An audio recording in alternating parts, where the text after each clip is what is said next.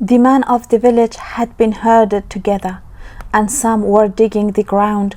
Ogrin looked for Delavan among them, but didn't find him. In one corner, the little boys had been lined up and were looking at each other's faces. Some soldiers were checking the boys' faces and underarms, sending several among the men and others to sit on the ground. "Auntie, I don't see Delavan. Has he escaped?" Ogrin said. "No, mother. They got him too," Gule said. "Where is he? Why can't I see him?" Gule, along with two other women who were sitting next to her, cried and pointed him out. "Delavan is there, my daughter." One of the women pointed and said, "They took him and held him next to that car." Ogrin looked, saw that Delavan was actually looking at her. All his clothes bloody and his hands were tied. Ogrin wanted to go to him and started calling his name.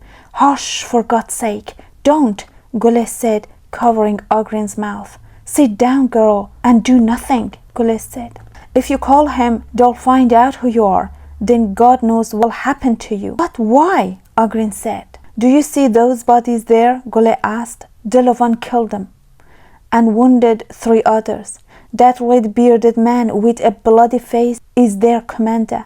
Delavan attacked him with a knife. He was lucky, otherwise Delavan would have killed him too. It's been several hours now that they have been beating Delavan and asking people to expose his family and look for Delavan's wife, sister and brother, but no one has said anything," Gule whispered in Ogrin's ears.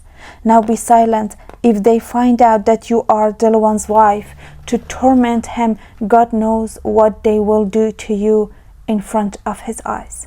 Delavan nodded his head and motioned for Ogrin to sit down and do nothing. Ogrin, with tears in her eyes, showed Evin's dummy to him.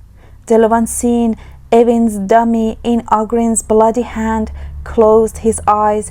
Tears began falling from his eyes down to his chin. He stared at Ogrin. Seeing his wife's bloody face and her frightened and tearful eyes added to his grief and anger. He wanted to reach out for her, but he knew they would stop him before he could reach her. He knew if he showed weakness, Ogrin would suffer more.